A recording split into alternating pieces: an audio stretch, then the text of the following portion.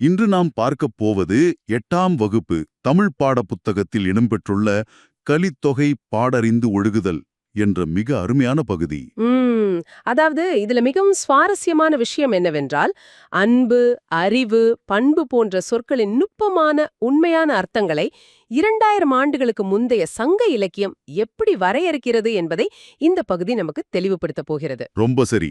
நேயர்களே, இந்த ஆழ்ந்த அலசலின் கட்டமைப்பு இப்படித்தான் இருக்கும். முதலில் பாடலை முழுமையாக பாடுவோம். ம் அதன் ஒவ்வொரு வரிக்குமான நேரடியான விளக்கத்தை குறிப்புகளாக காண்போம்.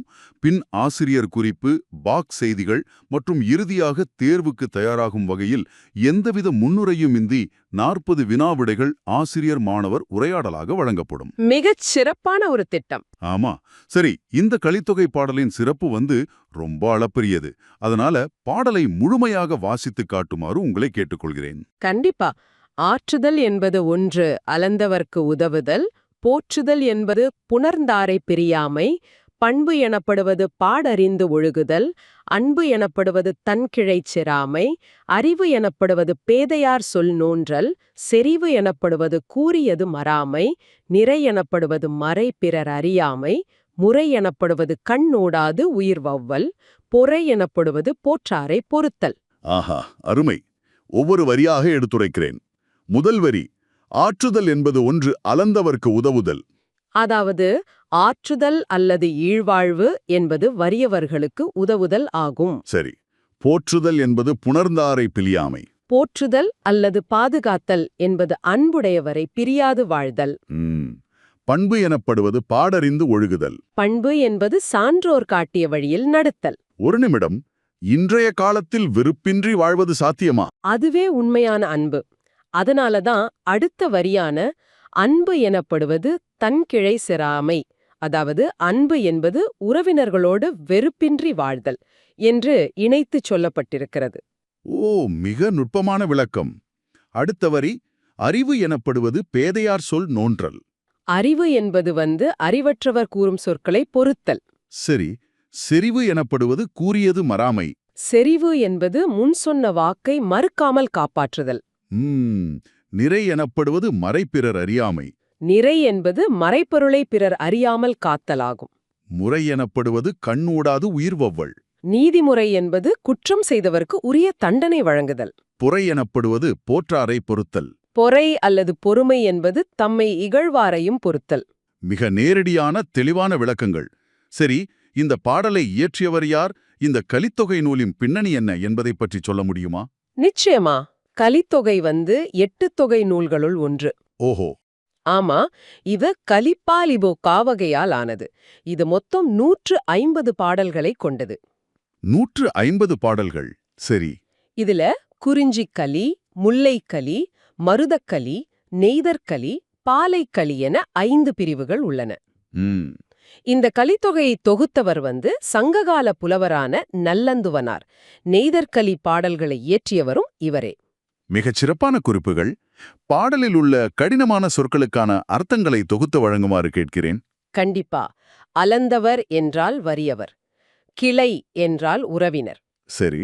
பேதையார் என்றால் அறிவற்றவர், மறாமை என்றால் மறுக்காமை, பொறை என்றால் பொறுமை, செரா ஆமை என்றால் வெறுக்காமை, நோன்றல் என்றால் பொறுத்தல், போற்றார் என்றால் பகைவர்.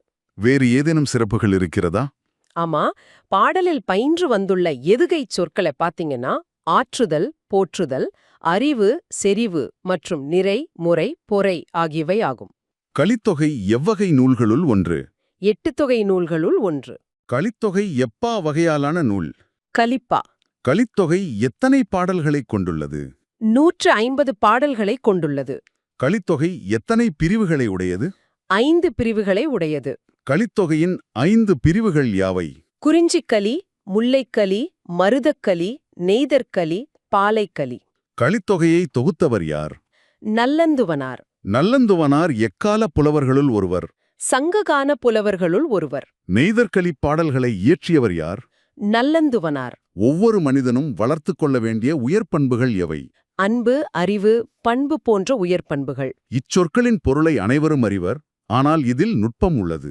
அவை ஒவ்வொன்றுக்கும் உள்ள நுட்பமான பொருளில் பண்புகளின் நுட்பமான பொருளை விளக்கும் நூல் எது? கலித்தொகை. பாடறிந்து ஒழுகுதல் என்னும் கவிதை எதில் இடம்பெற்றுள்ளது? கலித்தொகையில் இடம்பெற்றுள்ளது. அளந்தவர் என்பதன் பொருள் என்ன? வறியவர். திலை என்பதன் பொருள் என்ன? உறவினர். பேதையார் என்பதன் பொருள் என்ன? அறிவற்றவர். போற்றார் என்பதன் பொருள் என்ன? பகைவர். மறாமை என்பதன் பொருள் என்ன? மறுக்காமை. பொறை என்பதன் பொருள் என்ன? பொறுமை. சிறாமை என்பதன் பொருள் என்ன? வெறுக்காமை. நோன்றல் என்பதன் பொருள் என்ன? பொறுத்தல். இல்வாழ்வு அல்லது ஆற்றுதல் என்பது எதனை குறிக்கும்? வறியவர்களுக்கு உதவுதலை குறிக்கும். பாதுகாத்தல் அல்லது போற்றுதல் என்பது எதனை குறிக்கிறது?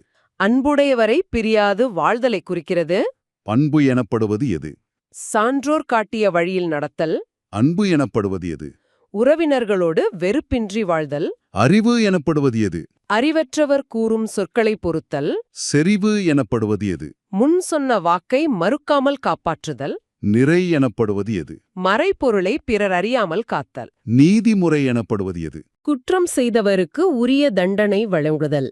பொறுமை எனப்படுவது எது? தம்மை இகழ்வாரையும் பொறுத்தல். நாம் அனைவரும் எதனை பின்பற்றி வாழ வேண்டும்? இத்தகு நற்பண்புகளை பின்பற்றி வாழ வேண்டும். நம்மை இகழ்வாரை நாம் என்ன செய்ய வேண்டும்? பொறுத்துக் கொள்ள வேண்டும். பாடறிந்து என்னும் சொல்லை பிரித்து எழுத கிடைப்பது என்ன? பாடு கூட்டல் அறிந்து.